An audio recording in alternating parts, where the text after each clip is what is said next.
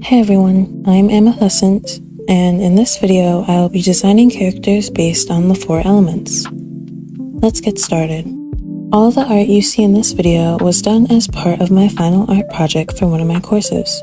I decided to design 4 characters based on the elements fire, water, air, and earth, and then draw an illustration for each.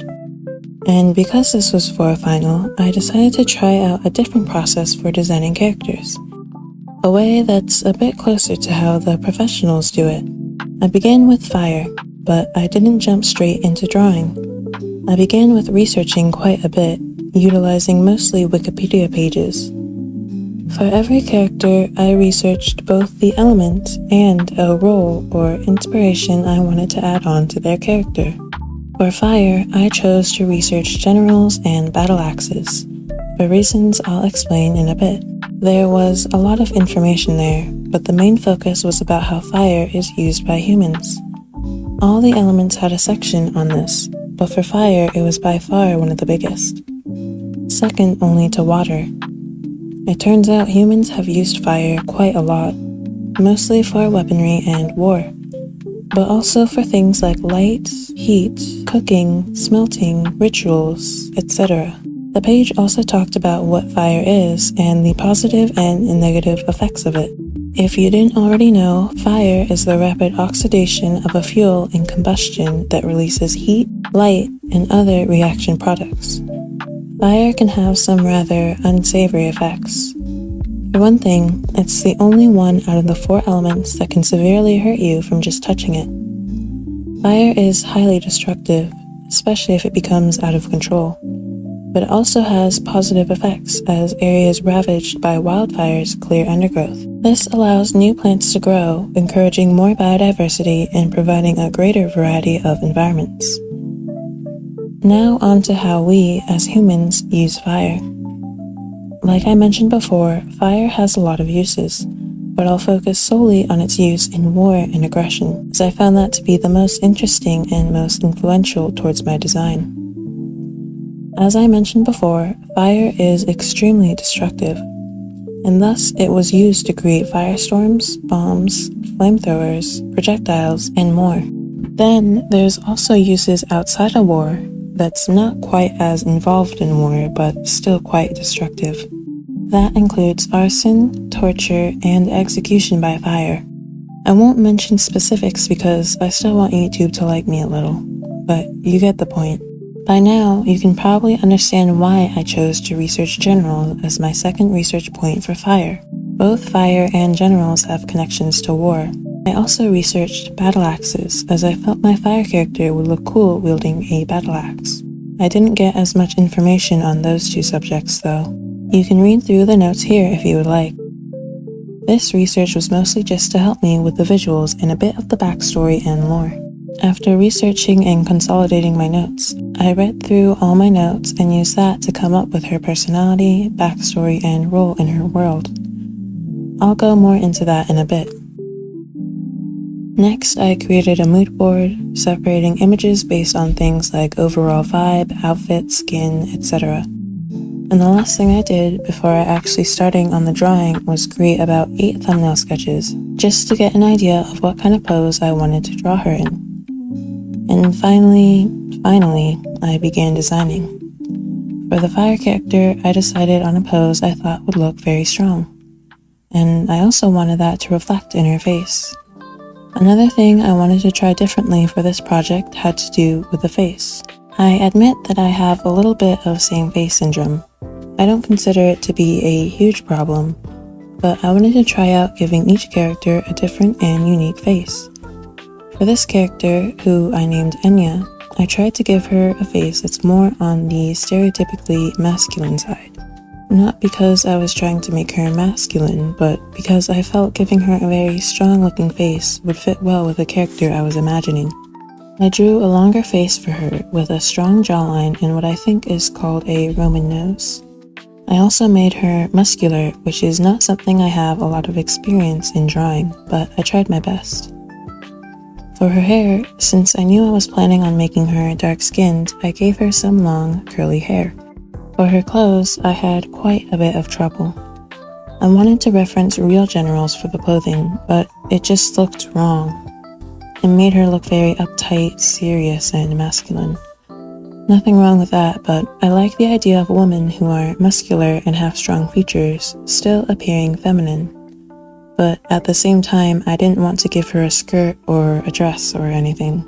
Based on the information I had written for her, Enya was going to be someone who loves to battle and fight, using both her axe and martial arts. So instead, I turned to referencing fantasy martial artists and armor.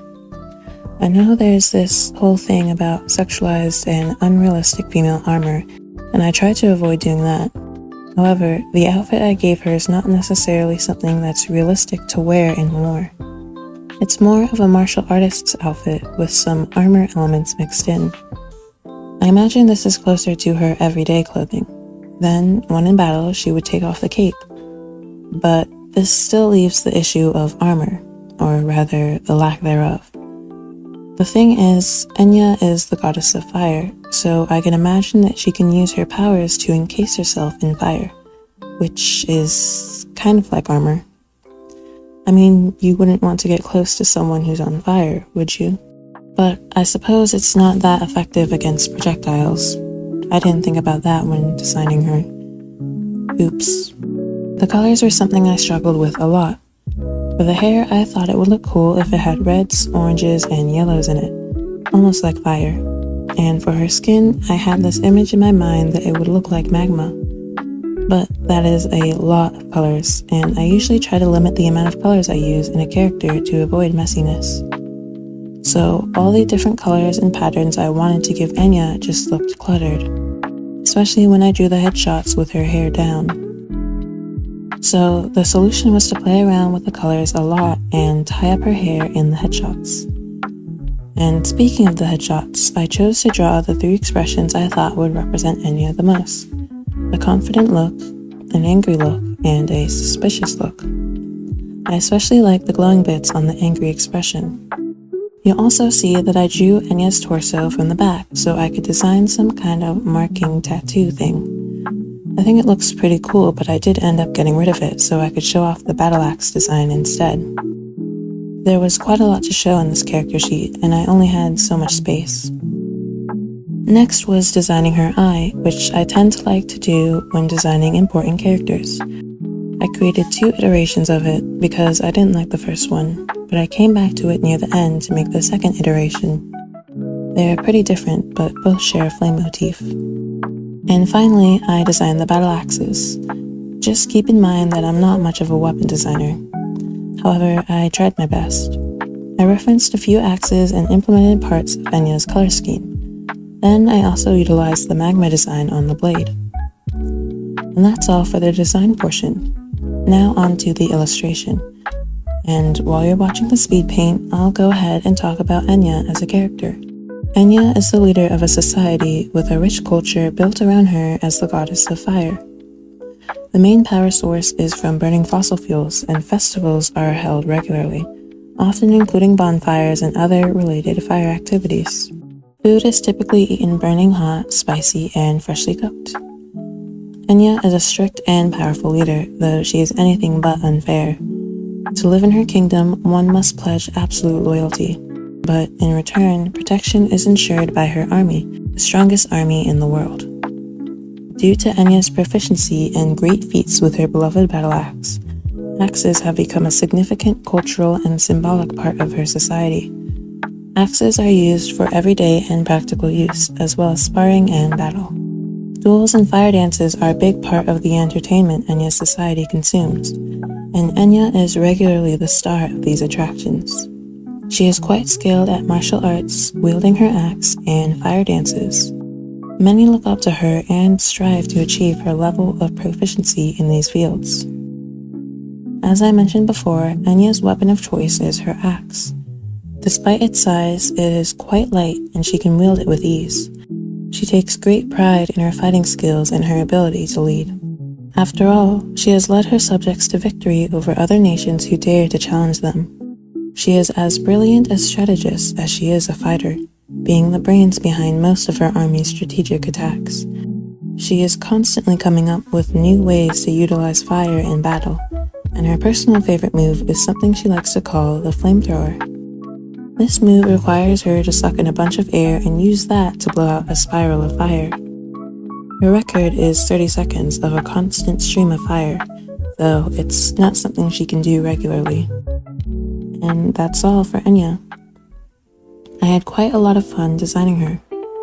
Now on to the next character, the God of Air. The research for this element resulted in notes that are almost twice as long as my notes for fire. And for this, I researched meteorologists in addition to researching air. I'll talk about why a little later. Most of the relevant information I researched was around what exactly air is, and the human influence on it. Air, also known as the atmosphere, contains a variety of gases like nitrogen, oxygen, and argon, as well as various greenhouse gases. The atmosphere acts as a shield for the Earth against meteors and solar radiation. It also keeps heat in, allowing our planet to retain an appropriate temperature. When it comes to our relationship with air, it mostly goes into beliefs in how our actions have affected the atmosphere. Ancient Greeks had a connection to the traditional elements, including air. I just wasn't really aware of it until researching for this element. The ancient Greeks had two words for air. Air being the dim, lower atmosphere, and ether being the bright atmosphere above the clouds. The ancient Greeks associated the element with the octahedron and considered it to be both wet and hot, though I'm not entirely sure why. As you can probably guess, when it comes to how our actions have impacted the atmosphere, a big part of it is pollution. As our population has grown, and with the onset of industrialization and motorization, the amount of airborne pollutants we create has increased a lot. This has quite a lot of effects on our environment, including ozone depletion, smog, climate change, and pollution-related diseases. I also researched meteorologists. I had trouble choosing what the second thing to research for this character was. I ultimately picked a meteorologist because it has to do with researching and predicting the Earth's atmospheric phenomena, including the weather. I wanted this character to be someone who protects the Earth, so taking inspiration from meteorologists felt right. Here is the research related to it. You can pause to learn more about it. After researching, I once again used my notes to inspire aspects of the character. And afterward, I created this mood board and drew up 8 thumbnail sketches. Then I began designing. I named him Ether, and out of all the elemental characters I designed, Ether is probably the most godlike in his role. Because of that, I drew a pose I thought would reflect that. I also gave him some long cloud hair.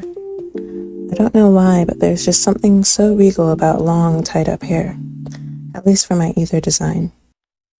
After drawing his pose, I moved on to his clothes. I wanted something very airy and light, with a lot of flowing bits. It just felt right for someone who's the god of air. So I gave him something akin to a sash mixed with a cape. Overall, his outfit looks more divine than the others, I think, especially with the gold accents I added in the coloring phase. You'll also notice that I added this triangular shape on his shoulder and shoes. That is actually the alchemical symbol for air. I didn't do this for any of the other characters, but Ether is the most calculated and intelligent of the 4, so it felt right. For the 3 expressions, I chose happy, shocked, and depressed.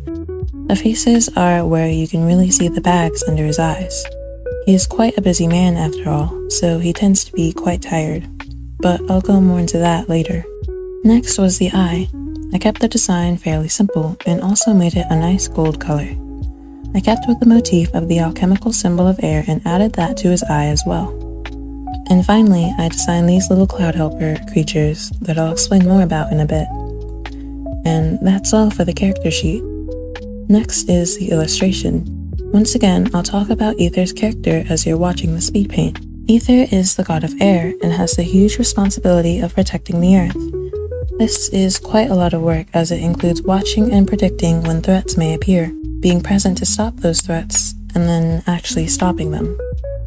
Naturally, this is quite exhausting for Ether as it requires him to be on the job 24/7. So he created some little cloud creatures to help him. These cloud helpers take the shapes of various animals and creatures. though the most common shape you'll see is that of a normal cloud.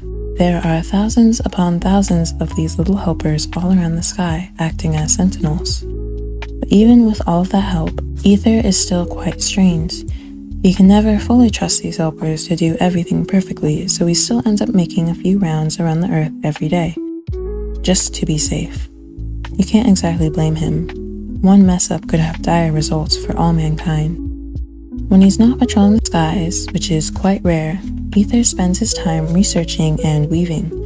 He spends a lot of time in space observing his surroundings to try to predict meteor attacks. This also inspires him to create new technologies to make his processes more efficient. Weaving is another thing he does in his free time and is one of the only activities he does to relax. When he finds the time, he weaves auroras into the sky and paints unique and beautiful sunrises and sunsets. Ether does not technically rule over anything. However, he has developed a large group of devotees regardless. These devotees regularly worship and support him, living according to his ideals. Because of this, they've managed to create their own unique and advanced technology. This group has some of the best scholars with great knowledge of applied mathematics and physics, all to help Ether in his endeavors. Ether is rather calm and level-headed. He has to be in order to do what he does. He's also very stubborn, determined, and hardworking.